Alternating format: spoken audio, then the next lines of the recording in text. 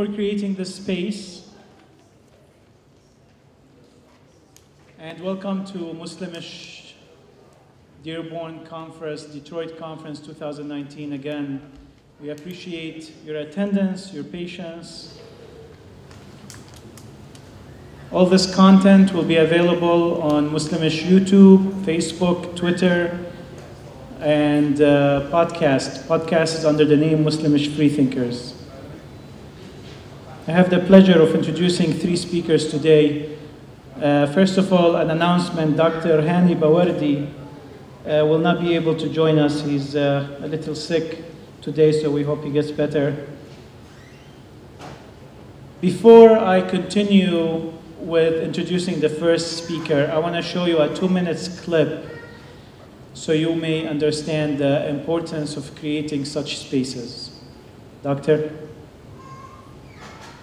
مش بصدق في وجود ربنا ومش بصدق في دين، تمام؟ أنا ملحد فأنا مش بصدق في وجود ربنا أو بصدق في دين بس. ده الإلحاد. أنا مش محتاج الدين عشان أنا يبقى عندي أخلاق أو إن أنا أبقى نافع في المجتمع. أنت موجود إزاي في الكون ده؟ تمام. طيب. هقول لحضرتك. في فرضيات بتحاول تفسر وجودنا. فالإلحاد يعني أنا مش بصدق في وجود ربنا ومش بصدق في دين، تمام؟ أنا ملحد فأنا مش بصدق في وجود ربنا أو بصدق في دين بس. ده الإلحاد. أنا مش محتاج الدين عشان أنا يبقى عندي أخلاق أو إن أنا أبقى نافع في المجتمع. أنت موجود إزاي في الكون ده؟ تمام. طيب. هقول لحضرتك. في فرضيات بتحاول تفسر وجودنا، تمام؟ منها فرضية إن ربنا خلقنا، خلاص؟ في فرضيات بقى تانية عليها أدلة أكتر كتير زي مثلا نشأة الكون اللي هو البيج بانج، تمام؟ اللي هو كلمنا عربي. بص يا محمد، اللي بيشاهدونا ناس أنت بتتكلم في مصر والمواطنين بسطاء بيسمعونا، كلمنا بالعربي، بلاش المصطلحات اللي مالهاش لازمة. هو المصطلحات بس سببها إن العلم ده كله اتعمل بالإنجليزي أنا علم أنت بتكلمني عليه. أنت عندك حالة من الارتباك، حالة من عدم الثقة، بتتكلم إن أنت بتنكر الإله، بتنكر ربنا، بتنكر الدين، بتنكر كل الثوابت. طب أنت إيه؟ سؤال صغير، دي حاجة وحشة؟ لا طبعا حاجه وحشه. انا فعلا بص اقول لك حاجه، انت جاي بتتكلم في فكرك، انت ما عندكش فكر، انت عندك الحاد، عندك كفر. ما ينفعش ان انا نخلي ده. انا بأسف جدا وبتاسف لمشاهديني ان يكون معايا شاب مصري بهذه الصفات. انا اسف فعلا ان يكون معايا يا محمد. انا مش هقدر اكمل معاك ولا تبقى موجود معانا في الحلقه للاسف، لان فكرك لا يتناسب. ما ينفعش ان احنا نروج لافكار اصلا هدامه. انت ما قلتش ولا كلمه من اول ما قعدنا مقنعه. شوف حبيبي، هي انت محتاج تتعالج نفسيا. المرض نفسي بيرتاب كثير من الشباب نتيجه لظروف معينه في اسرهم، ظروف ماديه، ظروف معنويه. ما ناخد بالك يا شيخ. طب انت محمد فعلا زي ما بقول لك يا شيخ، انت فعلا رحت للدكتور نفسي. انا بنصحك على الهوا ان حضرتك تطلع من هنا دلوقتي على مستشفى الامراض العقليه تكشف عن نفسك. انت ما ينفعش تكون موجود للاسف. مش هقدر اكمل معاك ولا هتبقى موجود معنا في الحلقه. انا بستاذنك ان انت تفضل تقوم وانا اكمل حلقتي مع الدكتور محمود، لان للاسف افكارك هدامه وتضيع الشباب المصري، وللاسف انت مثال سيء جدا للشباب المصري. So that was Muhammad Hisham, who is an Egyptian atheist. The first Egyptian atheist publicly declares himself as an atheist that goes on Egyptian TV. And you saw the reaction of this liberal TV station and the reaction of the scholar who was with him. This is pretty much typical reaction to atheism in most of the Middle East. It can be a little bit less than that, it can be a little bit more than that on the spectrum. In Saudi Arabia, they consider atheism as terrorism. Muhammad Hisham, I'll tell you the story, and I wish one day he'll be here to tell you the story of what happened next. So after he left the studio and he went home, of course his family were going nuts on the you know the fact that now people know, the whole Egypt know about him, and they're getting calls left and right, and they're trying to find excuses. They're worried about his life, yet they're very aggressive on him. They jailed him in his room, they beat him up, They prevented him from leaving his house, and if someone asks, they would tell him that he's not there. They were worried for his life. At the same time, they consider him that he has shamed the family and he has brought them, shame.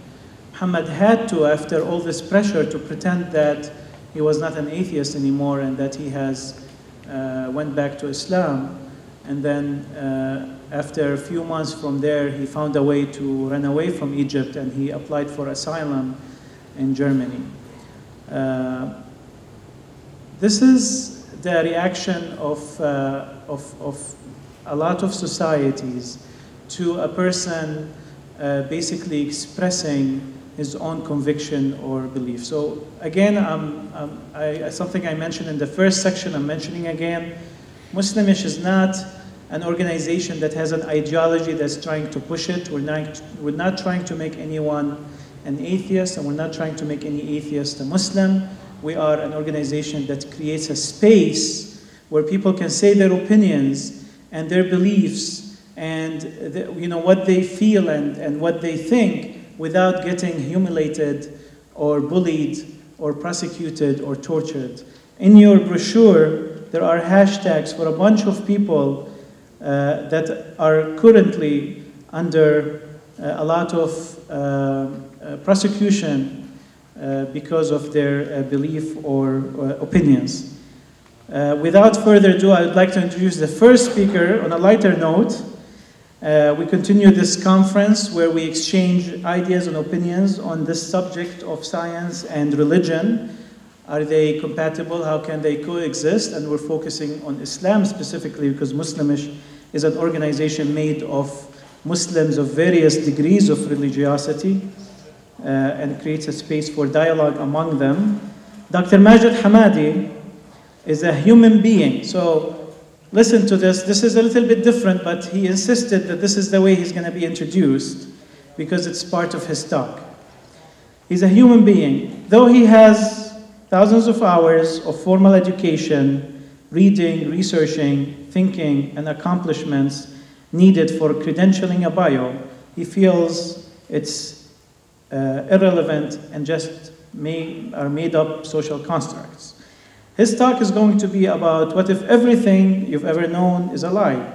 How do we construct our realities from a unique blend of science, emotions, culture, psychology, philosophy? His holistic approach is filled with perspective, balance, and wisdom. He has been one of my best friends, my dearest friends for decades. Introduced to you, Majed Hamadeh.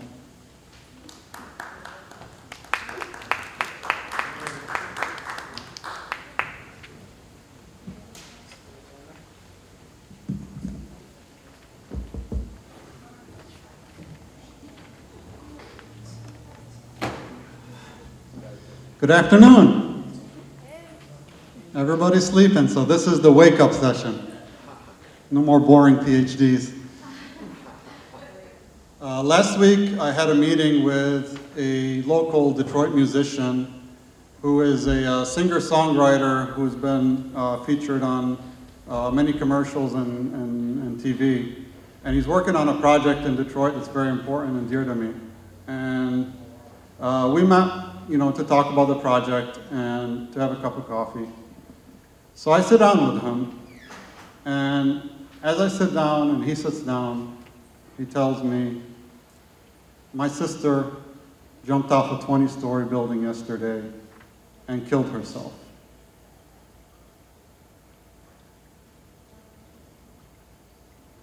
The mood changes. I talk to him, I'm like, why are you here? What happened? Have you heard from her? He said, last week she was texting me. She was telling me, asking me questions, asking me that when I'm on the other side, what can I do to come help you?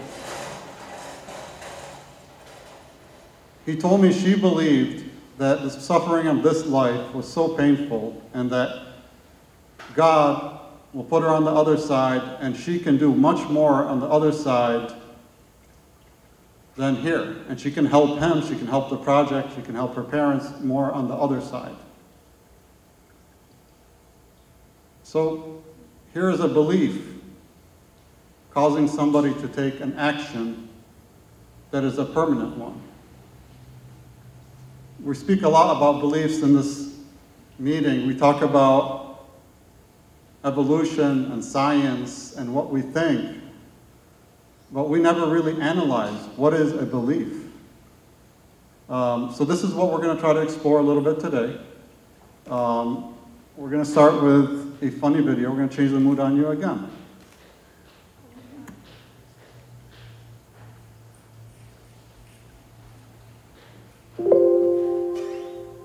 Listen.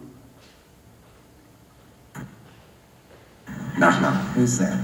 KGB. KGB? Beaver asked that question. What the hell was that? What are you doing? What are you doing? Hey, stop it, stop it. Like Hey, that? come on. What are you doing, man? It's part of a hilarious joke. Leo's retribution. What are you doing? No more knock-knock jokes. That's it. Ding dong. Who's there? KGB.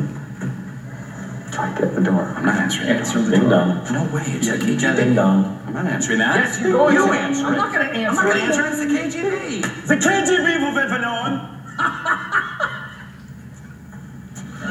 It's true. Knock, knock. Who's there?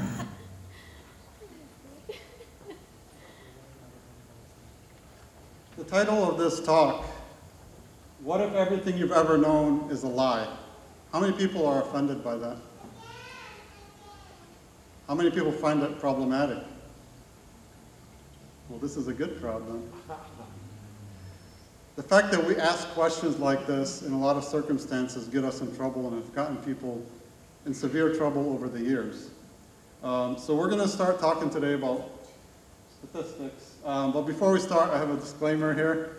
If everybody wants to read that out loud. By watching this presentation, you agree to the following. I understand that this presentation and the information contained within may or may not be true.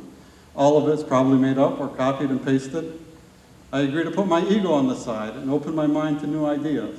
I understand that the content may not reflect the thoughts or beliefs of the presenter or the organizers of this event.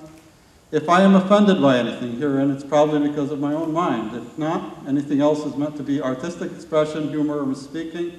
In any case, it doesn't represent the view of the presenter or the organization.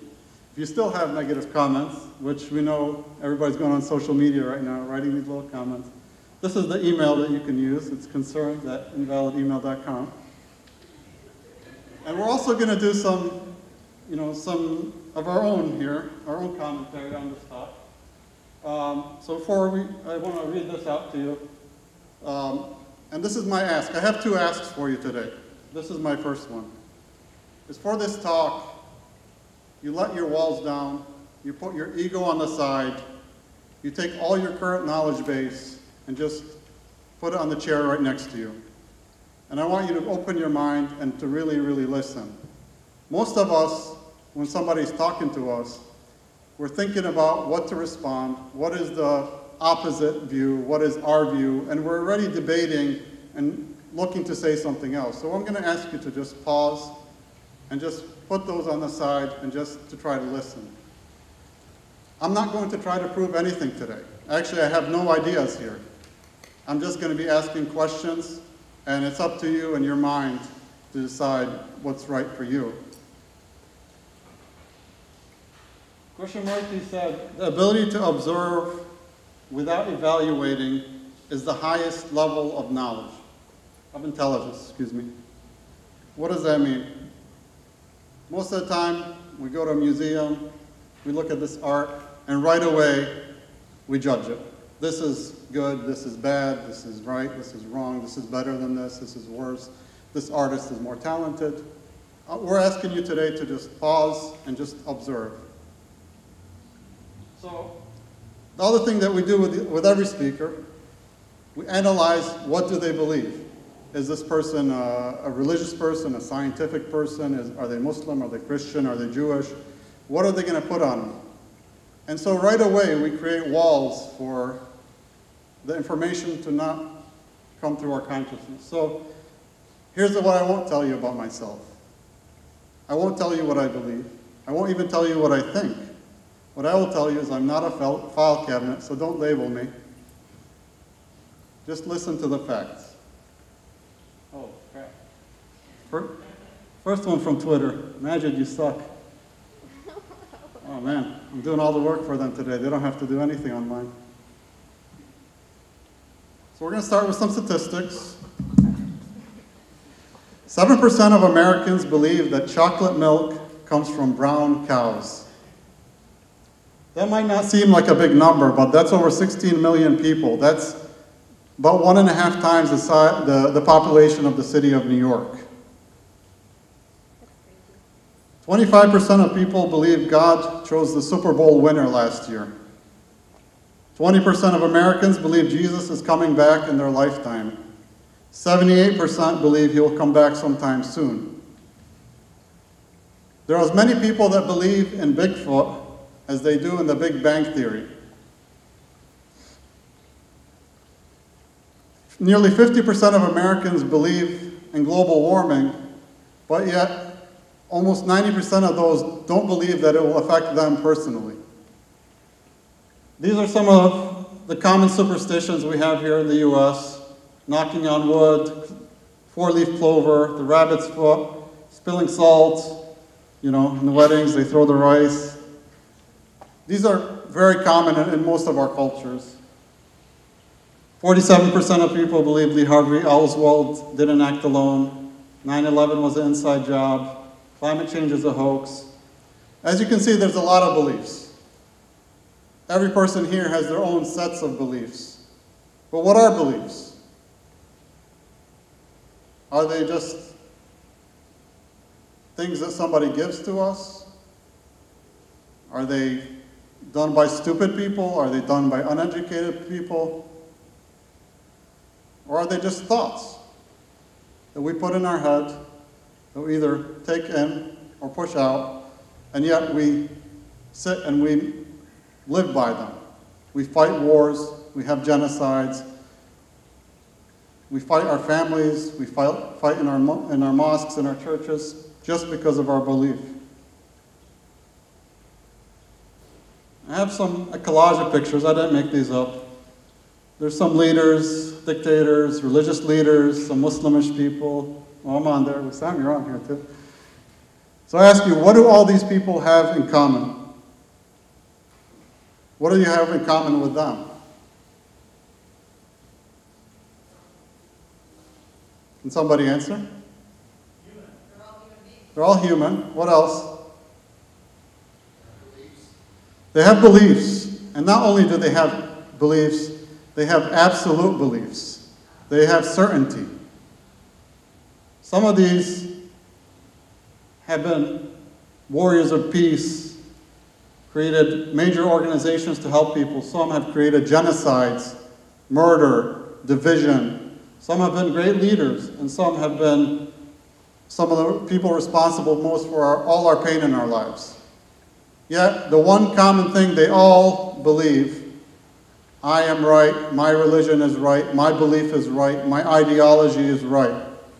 So how could that be? Who knows what that number is?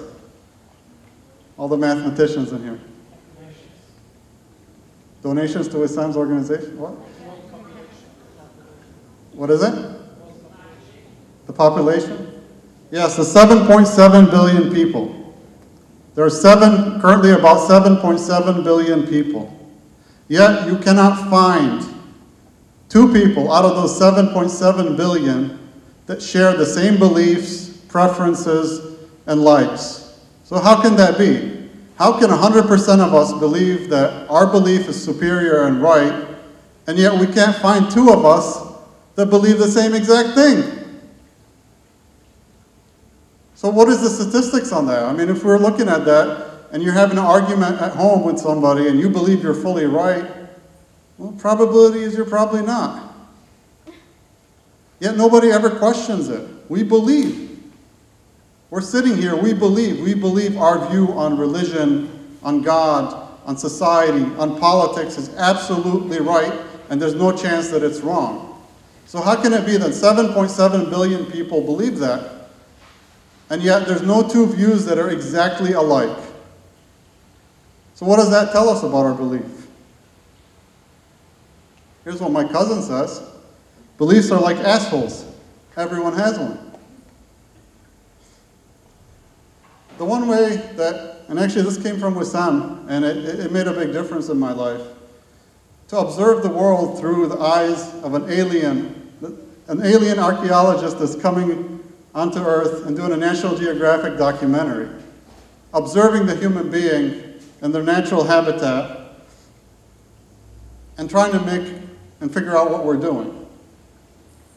So we're going to look at the brain a little bit that we feel so strongly about. You know, we observe, we think, we logic things out, and then we feel it's so infallible. Like my brain is perfect, I observe perfectly, I think perfectly, my beliefs are perfect. So we're going to do some brain trickery here, and some of this may not work on the projector, but we'll try anyways.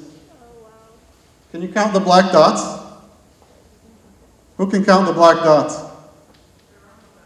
There are no black dots. This is your brain on drugs.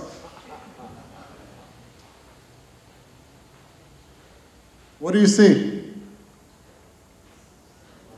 Turning counterclockwise. You see some wheels turning. Actually, they're not turning. This is your brain making them turn.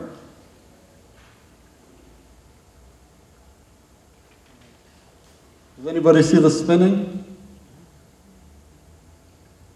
Okay, so we're going to do this quick. Everybody out loud, read this slide. Wrong way.